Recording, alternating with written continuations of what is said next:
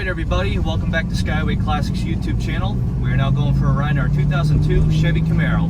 What's really nice about this Camaro, it is the SS SLP package. So of course it has that very nice motor underneath the hood.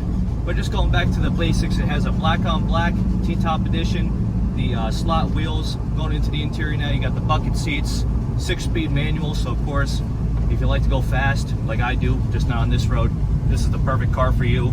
And of course, this is the 4th generation, so you don't have to worry about your body style. You don't have to worry about showing off. All you got to worry about is having that nice power. And of course, we have slow posts like this always getting in our way. But since it's a good time to check out the brakes to make sure that our vehicle is nice and safe.